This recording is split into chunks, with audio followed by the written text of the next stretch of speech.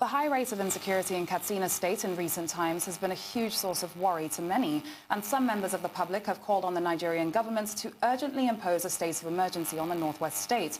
They say that recent developments landing or leading to killings of innocent people in the states were a testament to the fact that the bandits were too powerful, hence the need to respond with the same amount of force. They also noted that the recent ceasefire deal reached with the bandits has not yet yielded any results. While joining us now for a first-hand situation report is the Katsina State Governor, Aminu Bello Masari. Good to have you on Newsday, Governor. Many thanks for joining us today.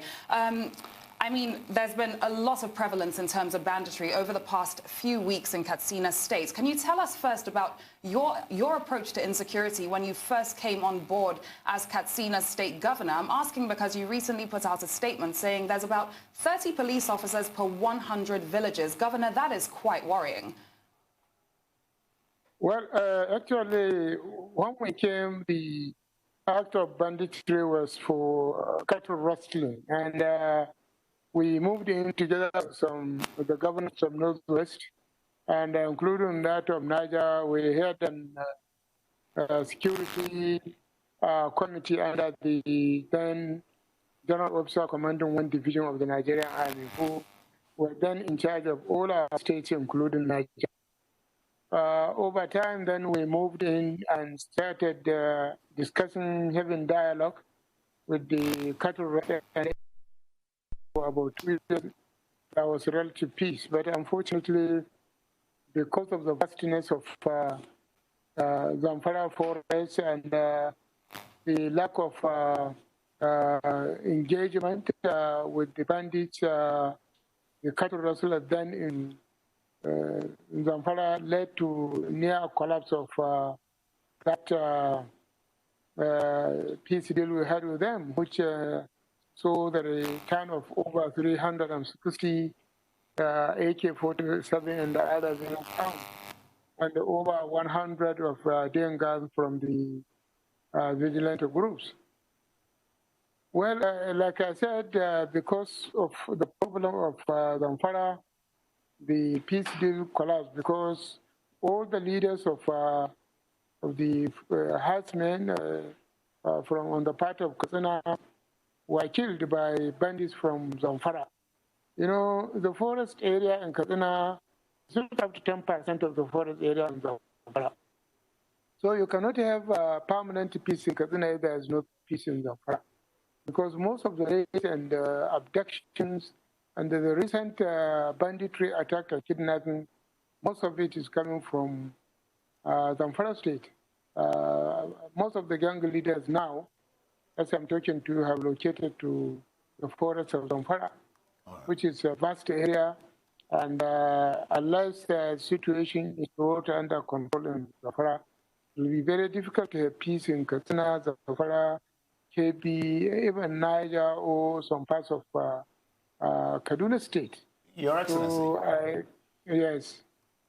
Your Excellency, you were quoted as pledging to consult with stakeholders in the region to curb insecurity and not to allow it degenerate to Boko Haram insurgency in the northwest.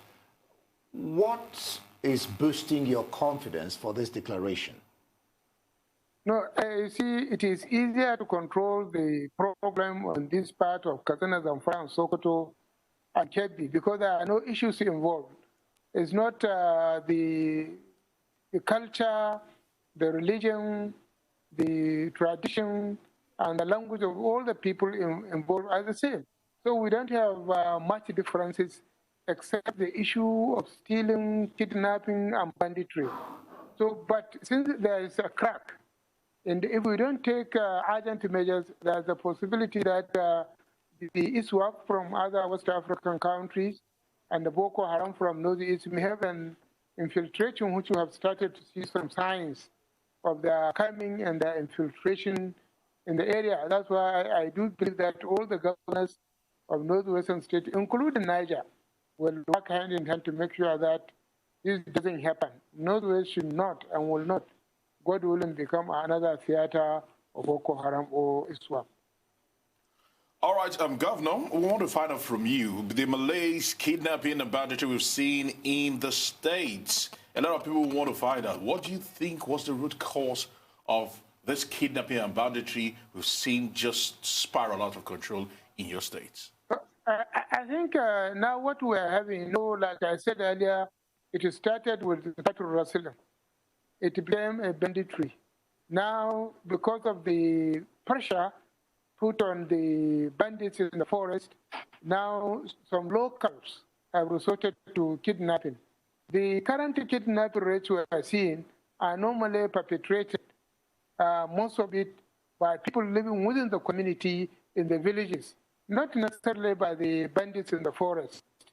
So this is what we are dealing with. We are trying to form village security committees that will assist in fishing out those informants or those people who are involved in kidnapping for ransom or kidnapping for rape, because this is the issue before us now.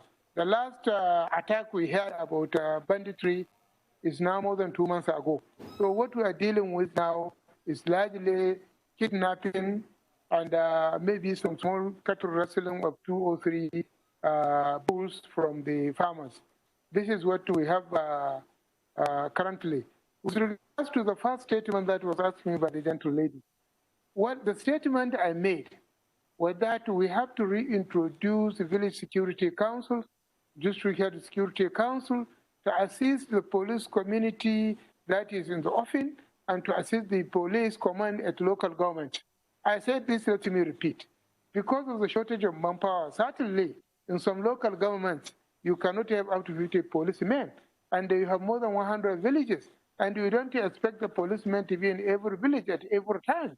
So those villages will have to form some form of security committees that will assist the police. More especially with the addition of community policing, we believe that we have to look at the laws before even the local government reform to see how we can reintroduce responsibilities to village heads and the village security council and resuscitate the district head council so that they will be in a position to be assisting the police and the local government council with regards to security. We are talking about dialoguing and discussing with people. Nobody is better than discussing with his neighbor than the neighbor himself. So those banditry attacks and kidnapping are happening in the villages. So if we can have villages, community security backed up by the community policing, we do believe it will bring this to a manageable level, to a situation where it will no longer be a threat to the lives and properties of the people of the area. Thank you, Governor. And while community policing certainly would be a great addition, the problem that we're facing here is that reports coming out of Katsina State from informants and people in communities that are intelligence gathering for the government and police agencies, etc., are saying that they often report these cases hours or days before they happen, and the government is only responding, or the police force are rather only responding hours after the event has then taken place and lives have been lost. So do you think we need to sort of look at this again and restructure that process of informing? Because it seems not to be working, Governor. To add to that, your peace agreement that you started in 2016, I mean, many of us didn't really understand how you could be so brave to go into such an agreement with bandits. Looking back now in 2020, coming out of that agreement, would you say that you regret going into it in the first place? No, I think I'm not regretting going into it, because every conflict and every war ends on the negotiation table. So it's not, I have no regrets, because like I said, when we had it in 2016, we had relative peace for almost 2 years. And because other state governments, neighboring Katsina, did not do the same, that's what brought about the collapse of the Katsina State peace deal. And at that time, it was cattle rustling. It wasn't banditry. We are now not negotiating with bandits. I say we will not negotiate with bandits. It is the responsibility of the military and the police and other security agencies. What we as a state government will do, will give our maximum logistic and financial support within the resources of the state to security agencies to make sure that they restore peace and order. And we have established directly under my office, I have appointed a special advisor on security, and we have secured numbers for communities to report to us. Some of the problems is that some of the communities are very difficult to access. So even if you report before the police or the military can move into that area, maybe it will come sometimes late. But in most cases, they do respond. But unfortunately, the terrain and the lack of sufficient equipment for the police and the military, you have to know that you have to move into a forest area. There is no roads, and people are using motorcycles. Even though we bought some motorcycles for the police and for the army in particular. But despite all that, we are dealing with a situation which definitely can be brought under control, can be made better. That's why we, the government and security agencies, we are doing the best we can. That's why the military is realizing the importance of this, especially the super camp in Faskari. And we are working with the security agencies to make sure that we brought the situation under control. Now, Your Excellency, you mentioned equipment and the security agencies. In another vein, you said that combating insecurity in your region will be quite challenging, actually difficult in the rainy season because of the difficulty of moving equipment across the forest. Now, that's sounding like a double speak, if you remember the first question I asked you. Which one do we rely on? It is not. It is not. Because the entire rainy season in the particular area is not more than 3-4 months. And not all the parts are inaccessible even during rainy season. What I'm trying to say is you can use technology today. Technology will help you to make an exact location, exact position of where these people are. And they are using mobile phones which can easily be traced. So the reality is in some marshy areas, it is very difficult to take a hard and heavy equipment and cross over. They can get stuck in the mud. This is a reality. There is nothing like a double speak. It is one speak unless you want to make it double. That's it. All right, Governor Masari, I want to find out from you. Are the suspected bandits we've been speaking about, are they indigenous of your state, or where do you think they are emanating from? Well, 90% of them are indigenous of Nigeria. They are from Zamfara, most of them, and some from Katsina, and some from Kaduna and part of Niger. And there are some between 10 to 15% you can safely say they're from Niger Republic, because we have a camp being managed, being run by a bandit from Niger Republic. We also have cross-border, some from Niger Republic that are hibernating and living in the forest of Zamfara here in Nigeria, and they do come attacks in Katsina and the other parts of the northwestern part of the country. Thank you, Governor. I'd like to take you back to the first leg of my last question. Unfortunately, you didn't get a chance to answer with regards to informants in communities. Hello? Governor, can you hear me? Governor, if you're still with us, I would like to take you back to the first leg of my last question with regards to informants in communities coming forward to often say that they do report or they do go to security agencies. Hi, Governor, are you with us?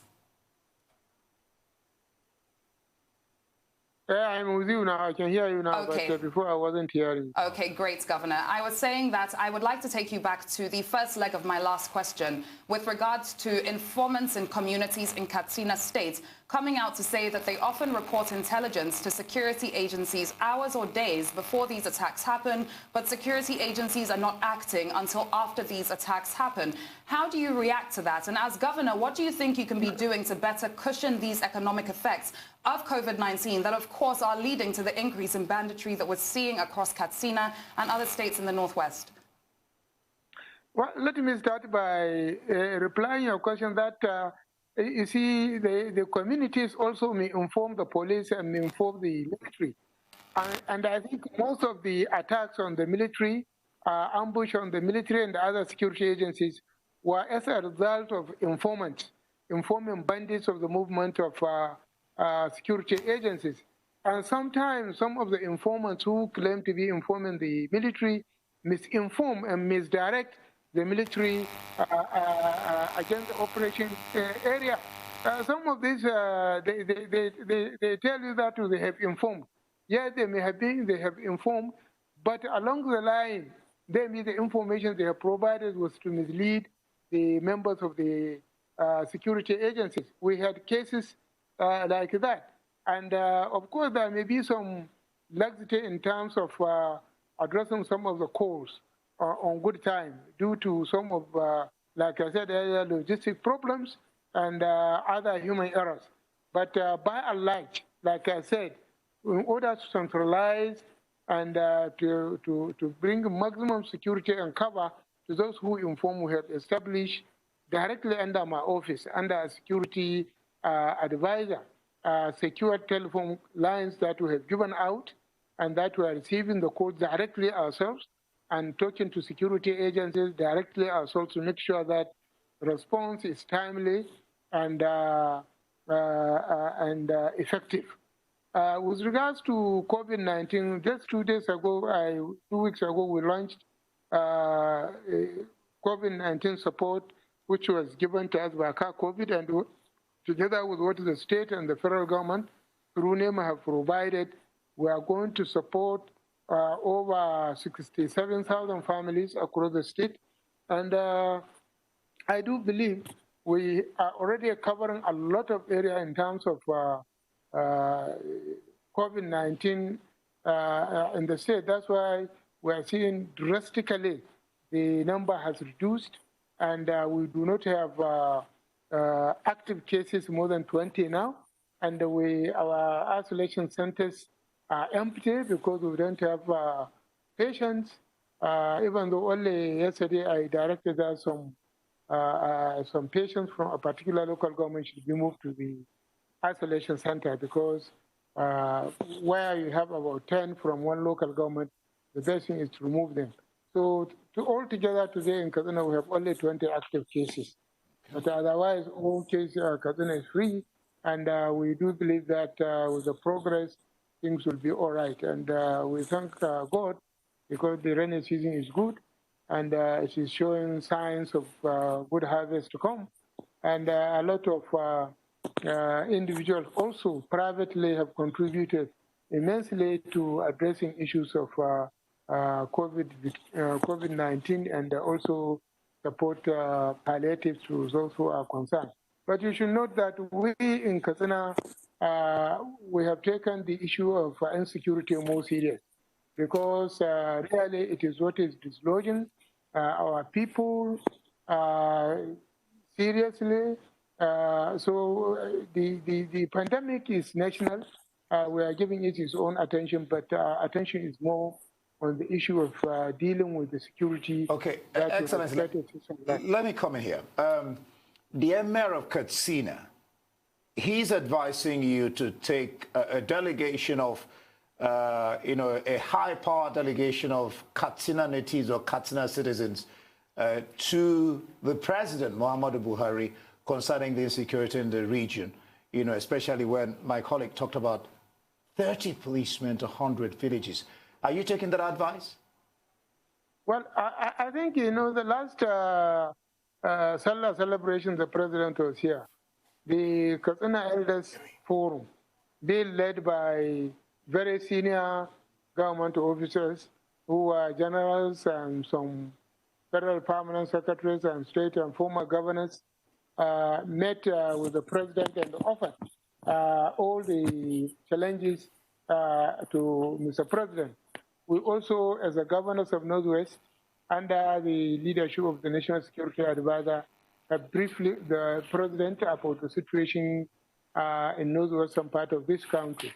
And only about 3 weeks ago, I was in Abuja. I briefed the president about what is going on. So I think continuing to brief the president and to tell him it's not a bad idea, but as far as information is concerned from the zone and from the state to the federal agencies that are responsible for security, I think they have sufficient information. And let me also the advisor, along with the security chief was here in Katsina, he said that since the beginning of democracy, no president has spent so much on security like President Muhammadu Buhari. So it's an admission from the security agencies that they have been provided with funds to do their constitutional responsibilities. And they were insisting, working toward that this must happen because we don't want any IDPs. We don't want people being located from their villages, their way of life being disorganized. And this is giving rise to the issue of this, what we are seeing now, rape against women, and which we believe that things can improve and must improve. Insisting that this situation is not over until it is over. There's still ground to cover in order to restore normalcy to our communities and to the general public in the Northwest and Nigeria as a whole. All right, Your Excellency, we want to find out from you. You've just mentioned how much has been spent by this administration for security under this dispensation. But a lot of people question the state governors in either the Northwest or the Northeast are not pulling their weight as much as they should. Can you enlighten us with your plans in security sector? People fail to understand that, first of all, the issue of security is under exclusive list. No, that's where I was going with my question. Governor, if you allow me to finish, I want to just find out from you. What are your plans in the security sector to reform Katsina State for sustainable peace and development for the people? If a Katsinan indigent probably staying in Lagos or in the diaspora is watching this program, what would you say to them that you're doing to ensure that there is stability and peace in Katsina State? Well, let me assure them that the responsibilities of government of Katsina State to the security agencies is being done 100%. And even only yesterday, we bought 4 Buffalo trucks that can go into any part of our state and donated same to the Nigerian military. We also donated 2 Hilux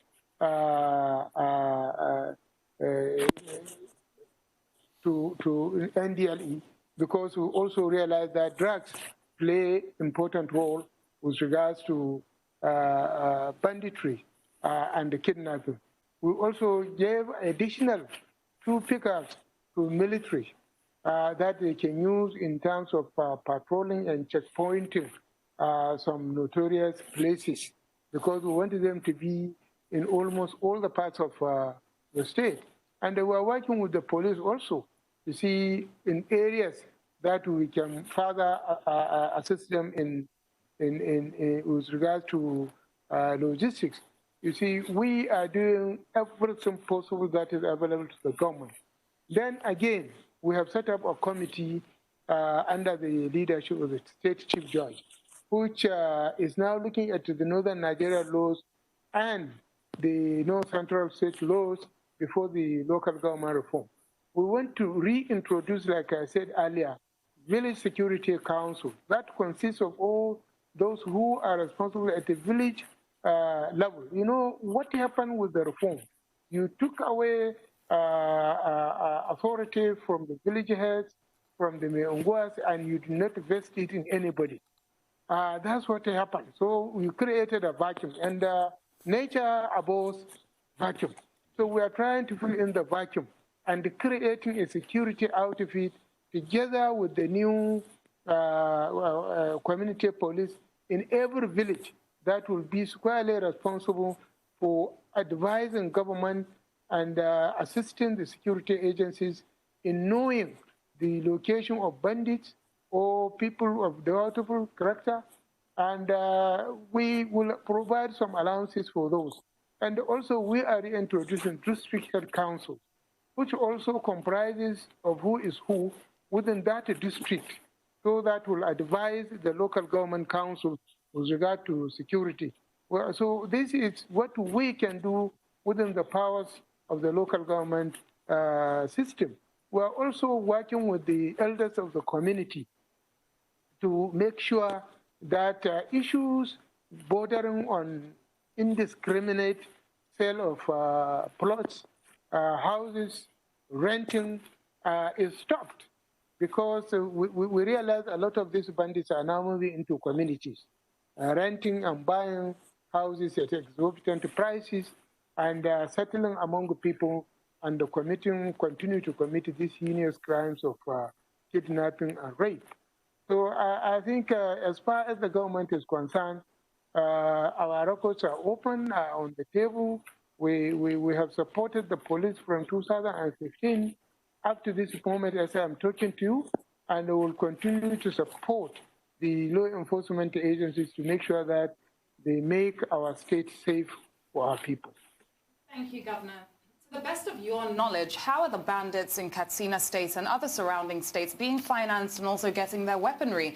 I'm asking, Governor, because the statistics coming out are very dire. 100 people killed in your state from banditry between April and June. And between January and June this year, Amnesty put out a report that over 1,000 people in Katsina and surrounding states, 6 other states, have been killed by bandits. So to the best of your knowledge, where is their weaponry and financing coming from? I think some of these reports are not true. Some of these reports are not true. The last attack we had was on 4th June in Faskari local government, where it was recorded about 57 people lost their lives. So for anybody to say 1,000 people or are being kidnapped and all this, I think... that's not just in Katsina, Governor. That's in Katsina and 6 other states. In Katsina, reports are stating that between April and June 2020, there have been about 100 deaths or killings from banditry in the states. Those are the facts. Well, I think if you put to the figures that happened in, one cannot say the figures are not correct.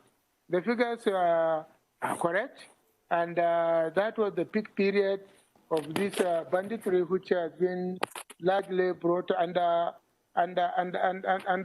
control now. That it had happened. We cannot say it has not happened, but let me assure you that all those killings that happened in Katsina State were perpetrated by bandits from Zamfara State, not from Katsina State. All right, Your Excellency, you also alleged that there's a big problem where the locals give information and support to these bandits as well as safe havens. Have you been able to curtail that? Is it still ongoing? Well, it is ongoing. We are sensitizing the people to so and answer the dangers of harboring criminals or giving them information. Because really what costed the lives of so many people here in our state are the work of informants, informing bandits well ahead. We had occasions where that we arrested so many informants on top of trees, who there was over 10 lines of phones informing bandits about the movement of the security agencies, the movement of people. But why are they doing that, Your Excellency? Why do they engage in that? What's their reason? I think largely because of either illiteracy, which led to certain level of poverty, and ignorance. Because if they realize the danger, if you are informing about somebody, somebody may be there informing about you. Let me answer the question that was asked by the gentle lady. Thank you, Governor. About the arms and ammunition coming into Nigeria. Thank you. You know, most of the arms being used are coming from border with the Niger Republic. Some of them were confiscated some 1 month ago, but most of the arms and ammunition that are being used in Northwest do come from neighbor Niger Republic, all the way from wherever, but at least their entrance point is through Niger Republic. 90% of the arms. Of course, there were times when we had occasions of arresting some of them coming from Nasara and from Plateau, but 90% of the arms, but including drugs, because drugs play important role in influencing the bandits. So also is another angle. And we have issue of illegal miners in Zamfara, who are also in a way helping the bandits with arms and ammunition. So the reality is that the majority of these arms and ammunition come from our neighbors, and I think the security, NSA, and others also visited the Niger Republic. I do believe on the same issue of how do we have a secure border. Yes. Definitely, arms and ammunition coming into the country. The normal conflict between herders and farmers never saw guns. The highest return you have these cutlasses and matches. So, but what we are seeing now, sophisticated arms, AK-47 machine guns, AK-49, and name it. This is what we are seeing that is coming from Niger Republic. And if you could remember a month ago, the Nigerian government also arrested some people with over 27 AK-47 coming into Nigeria, over 7,000 rounds of ammunition coming to Nigeria. These are the ones that have been arrested. How about the ones that were not so lucky to arrest? They have found themselves. Isn't that, Your Excellency? The border between Nigeria is over 1,400 kilometers open border between Niger and Nigeria. Isn't that, Your Excellency, a failure of security? I mean, 90% you said, that's a failure of security. And something has to... I think that is your judgment, not mine. But obviously, 90% of the arms and ammunition are coming through our borders with the Niger Republic. And so what is being done about it? I mean, that's the question everybody, normal thinking person will ask. I'm telling you that the open border space is over 1,400 kilometers between Nigeria and Niger. I want you to imagine policing that particular area without the cooperation of the local people. We all have a responsibility to sensitize the communities living on the border with the Niger Republic, with Chad Republic, with Benin Republic, with all the other neighboring countries, see the danger of really allowing people to come in with either arms and ammunition or drugs. So this is a collective responsibility of all Nigerians. And you have to remember that the people living along the border lines are the same people, are only divided by artificial boundary. So these kind of things requires a lot of intelligence, require equipment, requires a lot of patriotism on the part of Nigerians and also on the part of Nigerians themselves, because helping to stop inflow of small, medium arms into communities help everybody, not only Nigeria, but including them. All right, Your Excellency, permit me, you've just outlined how taxing it is for state governments to police boundaries, like you said, whether feasible or invisible. It is not the responsibility of state government to police boundaries. No, rather, I'm talking about secure boundaries and all those places because of proliferation of arms. Well, I think the state government can only provide support to the security agencies. Okay, that's where my question is going to directly right now. The support you're talking about, do you think the federal government should probably maybe reimburse states on the money spent on security challenges, knowing that certainly state governments are being stretched to the limits? Well, definitely we are being stretched to the limit. But I do now, at the situation in Nigeria, every state government, even those who are not directly affected by banditry, there are a certain amount of money they are spending internally to make sure that they support security agencies for their people to be secure.